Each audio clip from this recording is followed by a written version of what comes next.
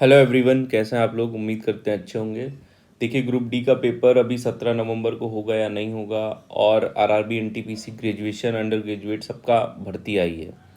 उसके लिए बच्चे बहुत कमेंट कर रहे थे कि सर साइंस की कोई बुक बता दीजिए जहाँ से हम साइंस को डीपली जो है वो क्या करें, कवर कर सकें। तो देखिए, एक ये बुक है एग्ज़ाम कार्ड की। और इसमें क्या है कि आप डीपली पढ़ सकते हैं। उसके साथ साथ इसमें क्वेश्चंस बहुत अच्छे दिए गए हैं। तो ये जनरल साइंस की बुक है। इसका लिंक मैं डिस्क्रिप्शन में दे दूंगा। साथ ही साथ मैं आपको इससे बहुत सारे चैप्टर कवर करवाऊंगा खुद से। और इसकी पीडीएफ मैं अपने टेलीग्राम चैनल पे शेयर कर दूंगा। चलिए स्टार्ट करते हैं। तो देखिए, ये पहला चैप्टर है प्रकाश एवं प्रकाशिक यंत्र। मैंने ये चैप्टर क्यों लिया, क्योंकि सबसे ज़्यादा क्वेश्चन यहीं से उठते हैं। अगर साइंस में फिजिक्स से कहीं से क्वेश्चन आते हैं तो light and optical instruments starting से पढ़ेंगे, बिल्कुल लाइन बाय लाइन पढ़ेंगे। जो चीज़ें इंपॉर्टेंट होगी, जो पेपर में आती होंगी, वो मैं आपको बताता चला जाऊँगा। तो प्रकाश क्या होता है, सबसे पहले तो ये जान लीजिए। प्रकाश ऊर्जा का एक रूप है। ठीक है, प्रकाश क्या होता है, एक ऊर्जा होता है जो हमें अपने परिवेश को देखने में मदद करता है। और यह विद्युत चुंबकीय तरंगों के रूप में यात्रा करता है, इलेक्ट्रोमैग्नेटिक वेव के रूप में ये यात्रा करता है। यह ऊर्जा स्रोत से सभी दिशाओं में गमन करती है और जिस दिशा में यात्रा करती है उसे प्रकाश का किरण कहते हैं। ठीक है, तो मोटा मोटा यहाँ पे कहना चाह रहा है कि प्रकाश ऊर्जा का एक रूप है। ठीक है, प्रकाश क्या है, एक एनर्जी का फॉर्म है, जो एनर्जी का फॉर्म ही प्रकाश के फॉर्म में चलता है। ठीक है, और प्रकाशिकी में हम लोग क्या पढ़ते हैं, एक तरंग प्रकाशिकी पढ़ते हैं, वेव ऑप्टिक्स इसको हम बोलते हैं। और इसको हम बोलते हैं रे ऑप्टिक्स। ठीक है, तो जो हमको पढ़ना है वो ज़्यादातर रे ऑप्टिक्स पढ़ना है, जिसमें परावर्तन और अपवर्तन, इन दो चीज़ों से सबसे ज़्यादा क्वेश्चन आते हैं। ठीक है, अब प्रकाश जो सीधी रेखा में चलता है उसे रेक्टिलिनियर प्रोपगेशन कहते हैं। रेक्टिलिनियर प्रोपगेशन क्या होता है, जो प्रकाश हमेशा सीधी रेखा में गमन करता है, इसीलिए इसको इसके इस गुण को हम कहते हैं रेक्टिलिनियर प्रोपगेशन ऑफ लाइट या रेक्टिलिनियर प्रोपगेशन ऑफ प्रकाश। परावर्तन और अपवर्तन, ये सब चीज़ें हमको पढ़नी है। ठीक है, ये सारी चीज़ें हम लोग को नहीं पढ़नी है। अब देखो, इन्होंने क्या कहा, प्रकाश को अपने प्रसार के लिए किसी माध्यम की आवश्यकता नहीं होती। मतलब क्या है कि प्रकाश निर्वात में भी यात्रा कर सकता है।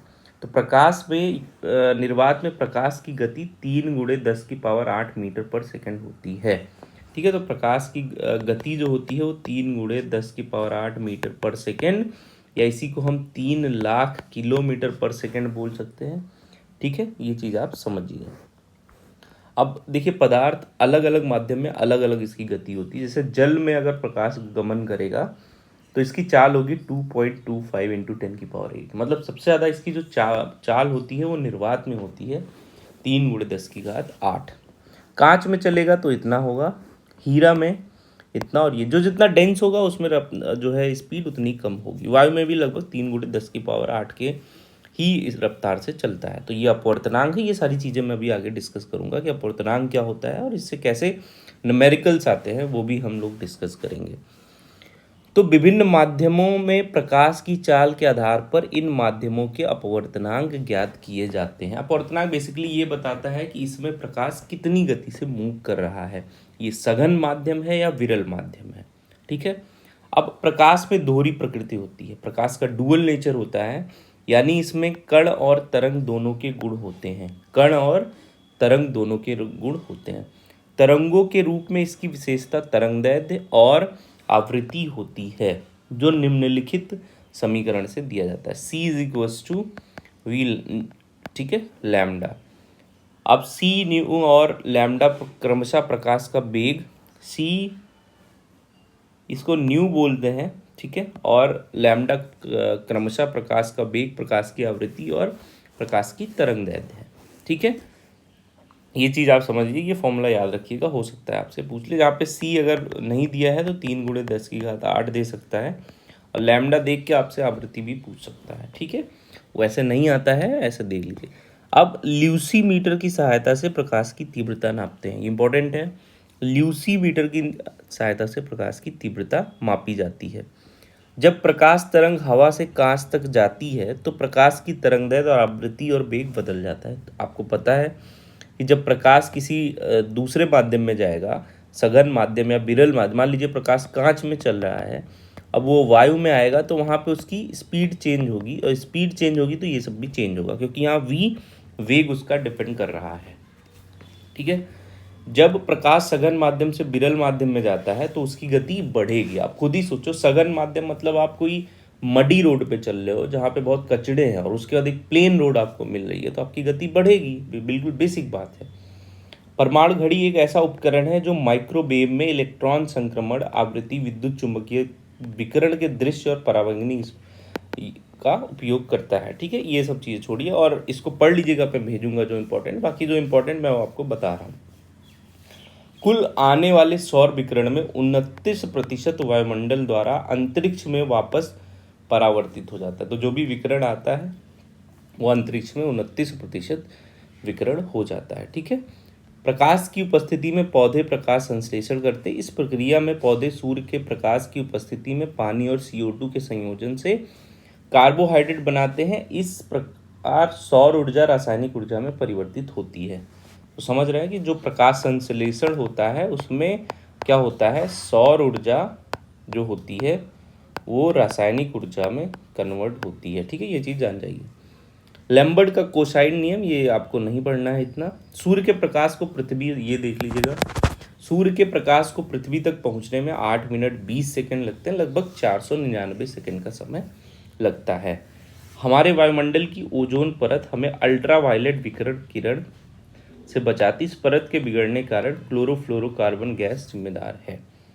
ग्रह चमकते नहीं हैं लेकिन तारे चमकते हैं। इसका कारण यह है कि तारे नाभिकीय संलयन की प्रक्रिया द्वारा प्रकाश उत्पन्न। अब नाभिकीय संलयन में क्या होता है, दो छोटे छोटे परमाणु बन के मिलके एक बड़ा परमाणु बनाते हैं। यही कारण है सूर्य की जो ऊष्मा बनी रहती है लगातार, उस पर भी नाभिकीय संलयन की ही क्रिया होती है।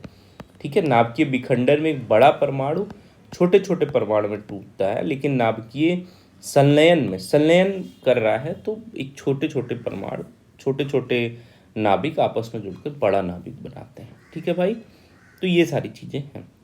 विभिन्न माध्यमों में प्रकाश की चाल हमने ऊपर देखी है। प्रकाश से संबंधित सिद्धांत है, ये इंपॉर्टेंट है आपसे। न्यूटन ने प्रकाश का कौन सा सिद्धांत दिया था, तो प्रकाश का कणिका सिद्धांत न्यूटन ने दिया था। हाइगेंस ने प्रकाश का तरंग सिद्धांत दिया था। ग्रेमाल्डी प्रकाश का विवर्तन सिद्धांत देते हैं, ये उतना इंपॉर्टेंट नहीं है। थॉमस यंग देख लीजिए, प्रकाश का व्यतिकरण सिद्धांत दिया था। मैक्स प्लांक ने प्रकाश का क्वांटम सिद्धांत दिया था।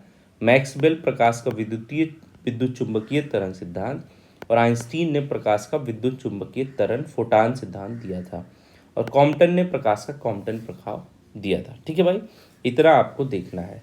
अब नियमित परावर्तन व विसरित परावर्तन, यह परावर्तन पॉलिश युक्त परावर्ती पृष्ठ से होता है। इतना डिटेल में नहीं पढ़ना है आपको। अब परावर्तन को हम लोग थोड़ा सा समझते हैं, परावर्तन क्या होता है। देखो परावर्तन क्या होता है, यदि किसी चीज़ को हम लें और उसके पीछे हम लोग पॉलिश कर दें, ठीक है, इस चीज़ को हम पॉलिश कर दें, तो यहाँ पे जब प्रकाश आते है, प्रकाश की किरण ये इससे टकरा के वापस अपने माध्यम में चली जाती है। इस घटना को प्रकाश के हम क्या कहते हैं, परावर्तन कहते हैं। जब ये किरण यहाँ पर गिरती है तो एक ही हम अभिलंब खींचते हैं जो इस सरफेस से 90 डिग्री के कोण पर होता है। ठीक है, दोनों साइड, इसको हम बोलते हैं अभिलंब। जो ये किरण आ रही है इसको बोलते हैं आपतित किरण, और इसके साथ और अभिलंब के साथ जो कोण बनता है उसको हम बोलते हैं आई। इंसिडेंट रे का जो एंगल होता है, इंसिडेंट एंगल या आपतित कोण, और ये जब परावर्तन के पास जो किरण जाती है तो इसको हम बोलते हैं रिफ्लेक्टेड एंगल, आई और आर। इसमें खासियत क्या होती है, जो आई होता है एंगल, वो एंगल आर के बराबर होता है, मतलब आपतित कोण परावर्तित कोण के बराबर होता है। तो परावर्तन की ही वजह से हम किसी वस्तु को देख सकते हैं। ठीक है, और ये दोनों कोण आपस में बराबर होते हैं। ठीक है भाई, अब देखो यहाँ पे क्या कह रहा है, प्रकाश की कण प्रकृति को इसके सीधे प्रसार यानी सीधी रेखा में प्रकाश की गति द्वारा प्रदर्शित या निरंतर बहने वाला ऊर्जा पैकेट है। तो इसमें ये बता रहे हैं देखो कि प्रकाश जो होता है वो छोटे छोटे ऊर्जा पैकेट के रूप में चलता है, जो जिस पर गिरता है। जैसे मान लो कि आपने देखा अल्बेस्टर होता है एल्यूमिनियम का, या हमारे गांव में जो भी होता है, वो गर्म हो जाता है गर्मी में। क्यों होता है, क्योंकि माना जाता है जब प्रकाश आता है तो अपने साथ ऊर्जा लेके आता है, और वो ऊर्जा जहाँ पे वो गिरता है उस चीज़ को दे देता है, इसकी वजह से वो गर्म हो जाता है। ठीक है, तो जो इनके छोटे छोटे ऊर्जा पैकेट्स होते हैं इसको हम बोलते हैं क्वांटा। क्या बोलते हैं? इसको हम क्वांटा कहते हैं। ठीक है। प्रकाश की तरंग, प्रकृति, प्रकाश, विद्युत प्रभाव, अपवर्तन, व्यतिकरण, ये सब तरंग प्रकृति के इससे कौन कौन से प्रभाव होते हैं? अपवर्तन, व्यतिकरण, विवर्तन और परावर्तन द्वारा व्यक्त किया। अलग अलग रंग के प्रकाश में अलग अलग रंग तरंगदैर्घ्य, ये आप सब लोग जानते हैं। दृश्य प्रकाश में बैगनी प्रकाश की तरंगदैर्घ्य सबसे कम होता है। अब देखो इसमें क्या है, जब विव ग्योर आप लिखेंगे, ठीक है, विव ग्योर, तो इसमें क्या बता रहे हैं ये कि जो बैगनी रंग है, ठीक है, बैगनी प्रकाश की तरंगदैर्घ्य क्या होती है? सबसे कम होती है। तो तरंगदैर्घ्य का बढ़ता क्रम ये होता है, मतलब लाल रंग की तरंगदैर्घ्य सबसे अधिक होती है। इसी कारण से जो स्टॉप लाइट है ट्रैफिक लाइट में, उसे हम लाल रंग का यूज करते हैं। ठीक है, आगे देखते हैं। दीप्त वस्तु में क्या होती है? ल्यूमिनस ऑब्जेक्ट क्या होता है? वे वस्तुएं जो अपना प्रकाश स्वयं उत्सर्जित कर सकती हैं उन्हें हम क्या कहते हैं? दीप्त वस्तुएं। अदीप्त वस्तुएं वे वस्तुएं जो प्रकाश का उत्सर्जन नहीं कर सकती हैं लेकिन उन पर पड़ने वाले प्रकाश को परावर्तित या बिखेर सकती हैं, गैर चमकदार वस्तुएं कहलाती हैं। उदाहरण कुर्सी, मेज आदि। पारदर्शी वस्तुएं, ट्रांसपेरेंट ऑब्जेक्ट, वे वस्तुएं जो प्रकाश को अपने से गुजरने देती हैं पारदर्शी वस्तु कहलाती हैं। उदाहरण कांच। ठीक है, अपारदर्शी वस्तुएं जो नहीं गुजरने देती हैं। तो ये सारी चीज़ें, आप यहाँ पे ये समझने की दिक्कत है, बच्चे नहीं समझते हैं कि प्रतिबिंब और वस्तु क्या होता है।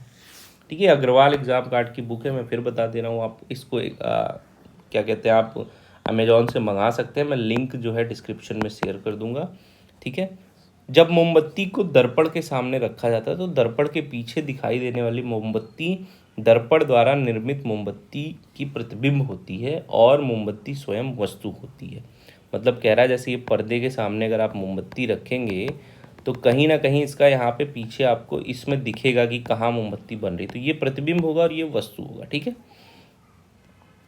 एक वास्तविक प्रतिबिंब, ये बहुत इंपॉर्टेंट, तब बनता है जब किरणें वास्तव में एक बिंदु पर मिलती हैं, अभिसरण करती हैं। ठीक है, वास्तव में, जबकि एक आभासी प्रतिबिंब तब जब किरणें केवल एक बिंदु पर मिलती हुई दिखाई देती हैं, यानी किरणें वास्तव में विचलन करती हैं। वास्तविक प्रतिबिंब पर्दे पर प्राप्त किया जा सकता है लेकिन आभासी प्रतिबिंब पर्दे पर प्राप्त नहीं किया। जरा यहाँ पे डायग्राम के साथ देखते हैं। ये वास्तविक प्रतिबिंब है, देखिए यहाँ से जाती हैं और ये किरणें यहाँ से परावर्तन के पश्चात कहीं यहाँ पे मिलती हैं और ये यहाँ पे, तो इसका प्रतिबिंब जहाँ दोनों किरणें मिलेंगी वहाँ पे बनेगा और ये मिलती हुई प्रतीत होती, मिल रही हैं। और यहाँ पे देखिए डॉट डॉट करके हमने मिलती हुई प्रतीत कराया, तो ये आभासी प्रतिबिंब है।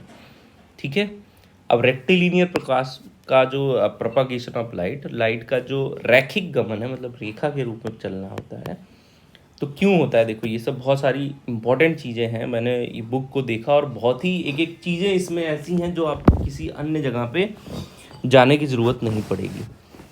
प्रकाश का रैखिक गमन, इसकी बहुत छोटी तरंगदैर्घ्य के कारण प्रकाश एक सीधी रेखा में यात्रा करता हुआ प्रतीत होता है। प्रकाश स्रोत और पर्दे के बीच अपारदर्शी वस्तु रखने पर वस्तु की छाया पर्दे पर प्राप्त हो जाती है। ठीक है, अब देखिए यदि प्रकाश नियत स्रोत से आता है तो प्राप्त छाया पूर्ण अंधकार का एक क्षेत्र है जिसे अम्ब्रा कहा जाता है।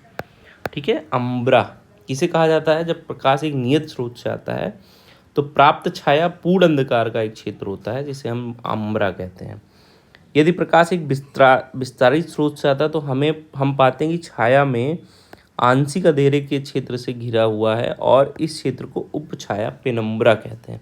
तो पेनम्ब्रा कब बनता है? जब प्रकाश एक विस्तारित स्रोत से आता है, और अम्ब्रा कब बनता है? जब प्रकाश एक नियत स्रोत से आता है। इतना देखने की जरूरत है। यही स्थिति तब देखी जा सकती है जब चंद्रमा पृथ्वी और सूर्य के बीच आ जाए, सूर्य ग्रहण इस मामले में हम कहते हैं। सूर्य या तो आंशिक रूप से दिखाई देता है या तो बिल्कुल भी नहीं दिखाई देता है। ठीक है, तो ये चीज़ आप देख लीजिए, जब चंद्रमा और सूर्य के बीच पृथ्वी आता है तो उस स्थिति में चंद्र ग्रहण के रूप में जाना जाता है। ऐसे में चंद्रमा या तो आंशिक रूप से दिखाई देता है या बिल्कुल भी दिखाई नहीं देता है। ठीक है, तो ये सारी चीज़ें आप इसमें देख सकते हैं। अब आगे हम बात करते हैं सूची छिद्र कैमरा, पिन होल कैमरा, ये सब चीज़ें नहीं है। अब रिफ्लेक्शन ऑफ लाइट आपको देखने वाली बात है। इन्होंने बताया कि चांदी की धातु का जो लेप हम लगाते हैं ये सबसे अच्छा परावर्तक माना जाता है, रिफ्लेक्टर माना जाता है। ठीक है, अब अभिसरण क्या होता है, जब दो किरणें किसी एक बिंदु पर मिलती हैं तो वो अभिसरण उसको कहते हैं, और जब दूर जाती हुई प्रतीत होती हैं तो उसे हम अपसरित कहते हैं। ठीक है, एक अब देखो इसमें यही बताया जो मैंने आपको बताया था। ये कोई दर्पण है सपोज करो, ठीक है, ये दर्पण है, ये किरण आ रही है जिसको हम बोल रहे हैं आपतित किरण, इसको हम क्या बोलते हैं, आपतित किरण। ये इस दर्पण के इस बिंदु पर गिरती है। ठीक है भाई, इसी बिंदु पर एक हमने अविलंब खींचा जिसको हम 90 डिग्री का कोण ये इस दर्पण से बनाता है, इधर भी और इधर भी। इस कोण को हम कहाँ से मेजर करेंगे, हमेशा अविलंब से मेजर करेंगे। ये कोण हो गया आई और ये कोण हो गया आर।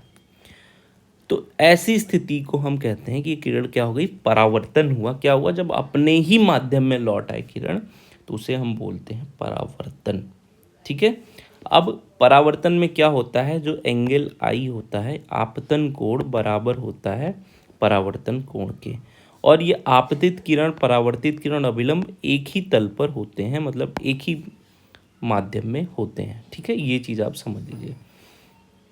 परावर्तन पर प्रकाश तरंग की गति, तरंगदैर्घ्य और आवृत्ति में क्यों होगा परिवर्तन, कोई परिवर्तन नहीं होगा, क्योंकि ये सेम माध्यम में ही तो वापस आ रहे हैं, तो इसमें ना ही इनका वेग बदलेगा ना ही कुछ बदलेगा।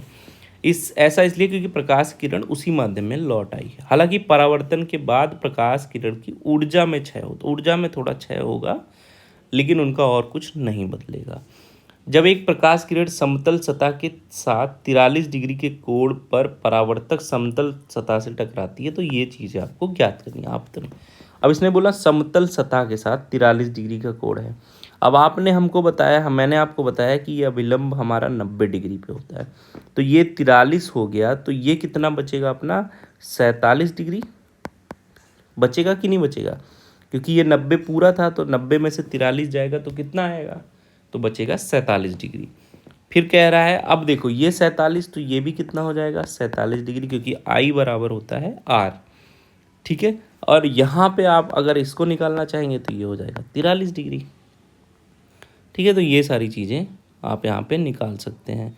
अब अगर उसने ये सब जोड़ जोड़ के बताने को कहा है तो वो भी आप बता सकते हैं, सब चीज़ें बता सकते हैं। परावर्तन के नियम क्या हैं, आपतित किरण, परावर्तित किरण और आपतन बिंदु एक सतह बिंदु पर सतह अभिलंब एक ही तल में होते हैं। आपतन कोण परावर्तन कोण के बराबर होता है। पॉलिश की गई सतह से परावर्तन को नियमित परावर्तन कहा जाता है, जबकि खुरदरी बिना पॉलिश सतह से परावर्तन को अनियमित या विसरित परावर्तन कहा जाता है। शांत जल की सतह से परावर्तन नियमित परावर्तन का एक उदाहरण, और सड़क से परावर्तन विसरित परावर्तन का उदाहरण है। तो ये नियमित और ये विसरित। ठीक है, नियमित होगा जो पॉलिश सरफेस से होगा। बहुल परावर्तन तब होते हैं जब प्रकाश किरण परावर्तित सतहों के बीच आगे और पीछे परावर्तित होती है, जैसे कोई यहीं परावर्तित हो जा रही, कहीं दूसरी जगह परावर्तित हो जा रही। ठीक है, मतलब क्या है, आपने ऐसा सरफेस बनाया है कि कुछ तो यहीं से परावर्तित हो रही, लेकिन थोड़ा बहुत आगे जाके इधर से भी परावर्तित, तो वहाँ बहुल परावर्तित होता है। जब प्रकाश सघन माध्यम से विरल माध्यम में प्रवेश करता है तो वह आंशिक रूप से परावर्तित होता है, अर्थात प्रकाश का कुछ भाग परावर्तित होकर परावर्तन के नियमों के अनुसार सघन माध्यम में वापस जाता है। इसे आंशिक परावर्तन, इतना ज़्यादा डिटेल में नहीं पढ़ना आपको। अब देखो ये चीज़ इंपॉर्टेंट है, यदि दो दर्पणों को एक कोण पर रखा जाए तो इस प्रकार बनने वाले प्रतिबिंबों की संख्या होगी n इज इक्वल्स टू 360/θ-1। देखो ये बुक मैं आपको क्यों बता रहा हूँ, क्योंकि इसमें हर एक चीज़ दी गई है। ठीक है, तो प्रतिबिंबों की संख्या अगर आपको दो कोण पर, दर्पण दो कोण पे रखे गए एक कोण पे, तो कोण का वैल्यू 360/θ मान लीजिए 90 डिग्री के कोण पे है, -1 कर लेंगे तो यहाँ आ जाएगा, उसमें प्रतिबिंब कितने बनेंगे, 3। यदि दर्पणों को समानांतर रख दिया जाए तो अनंत प्रतिबिंब बनते हैं, ये एकदम रट लीजिएगा। अब बहु रूपदर्शक और पेरिस्कोप में बहुल परावर्तन का सिद्धांत होता है। परावर्तन लगता है कहाँ पे, पेरिस्कोप में और बहुल रूपदर्शक में। ठीक है, धूप से बचने के लिए ऊपर सफ़ेद और नीचे काले रंग की छतरी सबसे उपयुक्त होती है। एल्बिडो ये पढ़ लीजिएगा। ठीक है, फिर हम लोग दर्पण पढ़ेंगे अगली वीडियो में। अगर आपको वीडियो अच्छी लगी है तो चैनल सब्सक्राइब करिए, हम लोग कोशिश करेंगे कि सब कुछ यहाँ से ख़त्म करें। इसमें मैं बता दूं आपको, इस बुक में सब कुछ है, A to Z हर एक चीज़ है, जहाँ आपको कहीं किसी अन्य बुक में जाने की ज़रूरत नहीं पड़ेगी। उसके साथ साथ इसमें न्यूमेरिकल्स भी बहुत अच्छे दिए गए हैं, आपको मैं दिखाता हूँ, न्यूमेरिकल के साथ साथ क्वेश्चंस भी बहुत बढ़िया दिए गए हैं। कुछ चीज़ें हैं जो एक्स्ट्रा दी गई हैं, लेकिन वो आपका मतलब आपके मतलब की चीज़ में सब है। देखिए, आपको सारे क्वेश्चन, उसके बाद क्वेश्चन की प्रैक्टिस भी कराई गई है। 25 क्वेश्चन बाद में दिए भी गए हैं जो अच्छे क्वेश्चन हैं, आपको अच्छे लेवल के क्वेश्चंस मिलेंगे। ठीक है, तो आप ये बुक मंगा सकते हैं। उसके बाद सारे इंस्ट्रूमेंट के बारे में भी इन्होंने बताया है कि कैलाइडोस्कोप क्या होता है, पेरिस्कोप क्या होता है, बहुरूप दर्शक क्या होता है, और स्थलीय दूरदर्शी टेलीस्कोप क्या होता है। तो हर एक चीज़ इन्होंने बताया। आप ये बुक मंगा सकते हैं, अच्छी किताब है। चलिए, ऑल द